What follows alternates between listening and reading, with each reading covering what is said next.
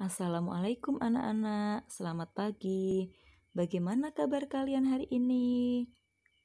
Alhamdulillah, Allahu Akbar, luar biasa.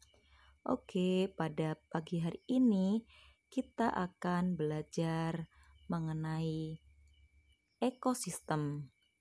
Subtema 3, keseimbangan ekosistem, pembelajaran 6. Tujuan pembelajaran kita hari ini yang pertama, dengan mengamati gambar anak-anak menanam pohon, siswa mampu menyimpulkan alasan kegiatan tersebut dapat menciptakan keseimbangan ekosistem secara jelas. Kedua, dengan mencermati teks bacaan pada PowerPoint, siswa mampu menyimpulkan pikiran utama dan informasi-informasi penting dari paragraf di dalam sebuah tabel yang sudah disediakan secara tepat. 3. Dengan mencermati dan memahami teks bacaan, siswa mampu merancang sebuah skenario dari pengalamannya tentang berkomunikasi melalui sebuah media secara tepat. 4. Dengan mengenal dan memahami karakter beberapa topeng, siswa mampu membuat sebuah topeng dari kertas secara kreatif dan rapi. Materi pokok Bahasa Indonesia menyajikan informasi penting dalam kesimpulan teks non-fiksi. Teks bacaan tentang usaha manusia dalam pemeliharaan ekosistem. PPKN, Bahasa Indonesia, Bahasa Pemersatu Bangsa. Contoh percakapan telepon. SBDP, karakter beberapa topeng, langkah-langkah dalam membuat topeng kertas. Menyajikan informasi penting dalam kesimpulan teks non-fiksi. Caranya, yang pertama kita harus membaca teks non-fiksi dengan seksama. Kedua, menentukan ide pokok setiap paragraf pada teks non-fiksi. Ketiga, menyusun ide pokok tersebut ke dalam beberapa kalimat menggunakan bahasa sendiri sesuai dengan isi teks non-fiksi. Keempat, memperhatikan pemilihan kata dan ejaan saat membuat ringkasan yang sesuai dengan pedoman penulisan bahasa Indonesia yang baik dan benar. Silakan kalian simak bacaan usaha manusia dalam memelihara ekosistem. Manusia dianugerahi kemampuan berpikir untuk memanfaatkan alam sekitarnya guna memenuhi kebutuhan hidup. Seringkali kegiatan-kegiatan tersebut mengabaikan kebutuhan komponen ekosistem agar tetap berada dalam keseimbangan. Banyak kegiatan manusia justru mengganggu keseimbangan ekosistem yang bersifat permanen sehingga beberapa komponen ekosistem tidak mampu bertahan. Misal saja kegiatan para nelayan yang menggunakan racun dan bom yang hanya berpikir untuk mendapatkan ikan sebanyak-banyaknya tanpa memikirkan upaya pelestarian ekosistem bawah laut. Ada beberapa industri seperti industri tekstil yang membuang limbah beracun ke beberapa ekosistem air tawar seperti danau, sungai, atau kolam-kolam. Belum lagi kebiasaan manusia membuang sampah rumah tangga ke sungai-sungai yang berakibat tercemarnya air dan berkurangnya sumber air bersih. Jika kegiatan ini dilakukan secara terus-menerus, manusia juga akan menuai akibatnya.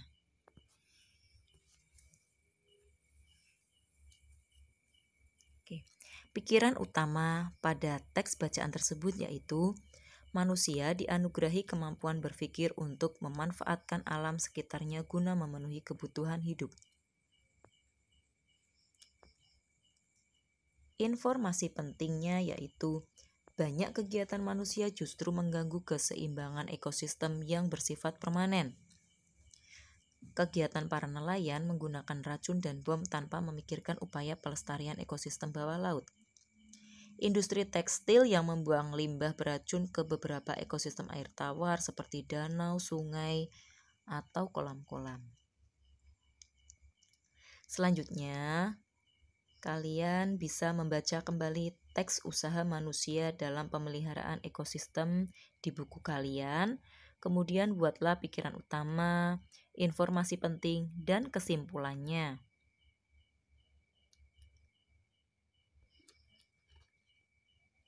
Bahasa Indonesia, Bahasa Pemersatu Bangsa.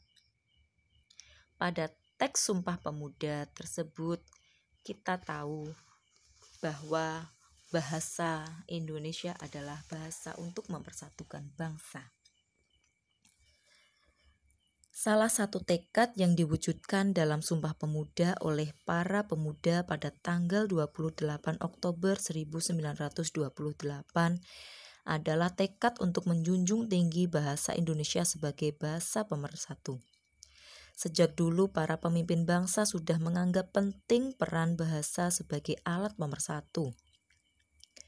Bahasa merupakan salah satu alat komunikasi yang sangat penting.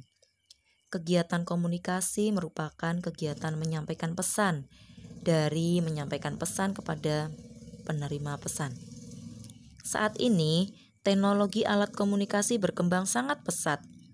Pesan yang disampaikan melalui media komunikasi dapat disampaikan dengan cepat dan mudah. Kemudahan itu terkadang membuat pesan yang disampaikan berbeda dengan yang diinginkan. Komunikasi yang tidak efektif dapat menimbulkan salah pengertian yang pada ujungnya akan mengakibatkan terancamnya persatuan dan kesatuan di dalam masyarakat. Salah satu cara berkomunikasi yang baik adalah dengan menggunakan bahasa yang sopan dan jelas.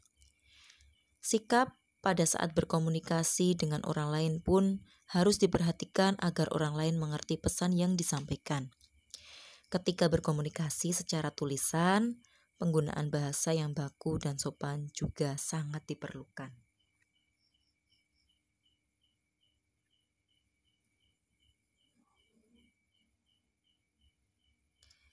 Oke, ini adalah contoh percakapan telepon. Halo, selamat sore. Halo, selamat sore. Ini siapa ya? Halo, saya Hanif, teman sekelas Nathan. Bisakah saya berbicara dengan Nathan? Nathan sedang tidak ada di rumah. Ini ibunya Nathan. Ada apa, Nak Hanif? Oh, ini ibunya Nathan ya. Begini Bu, saya ingin memberikan informasi tentang tugas sekolah karena Nathan tadi tidak masuk kelas. Iya Nak, Nathan sakit sudah 2 hari. Tadi siang juga dia dibawa bapaknya ke dokter. Sekarang belum pulang. Ada tugas apa Nak? Silakan sampaikan pesan untuk Nathan kepada ibu. Maaf Bu, tugasnya panjang, mungkin sebaiknya dicatat saja Bu. Oh iya. Sebentar ibu akan mengambil buku dan alat tulis dulu ya Nak. Iya Bu. Halo Nak Hanif, ibu sudah siap mencatat pesannya. Begini Bu, tadi Pak Guru mata pelajaran komputer memberikan tugas. Tugasnya supaya membuat daftar rumus Excel dan harus dikumpulkan dalam waktu 3 hari. Laporan tugas berbentuk lembaran kertas berukuran folio.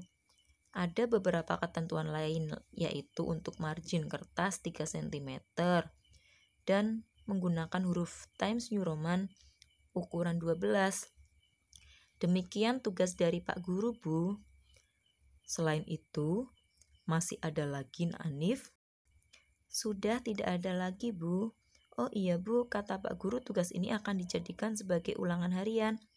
Mohon Nathan diberitahu dan jangan sampai lupa untuk mengumpulkan tugas tepat waktu.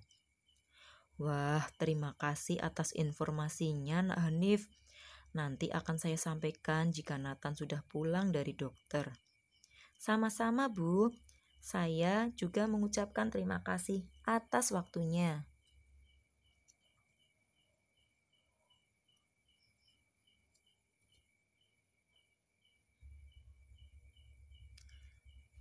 Sekarang pilihlah salah satu media yang akan kalian gunakan untuk membuat dari beberapa alat komunikasi berikut. Bisa media telepon, telepon genggam, surat elektronik, atau komunikasi langsung dengan orang lain. Siswa secara berkelompok diminta untuk merancang sebuah skenario dari pendalamannya tentang berkomunikasi melalui sebuah media alat komunikasi yang dipilih tersebut. Karakter topeng. Karakter topeng di Indonesia yang pertama ada topeng Panji, 2. Topeng Pamindo, 3. Topeng Tumenggung, 4. Topeng Kelana, 5. Topeng Rumiang, 6. Topeng Prabu Asmorobangun, 7. Topeng Dewi Sekartaji, 8. Topeng Bapang, 9.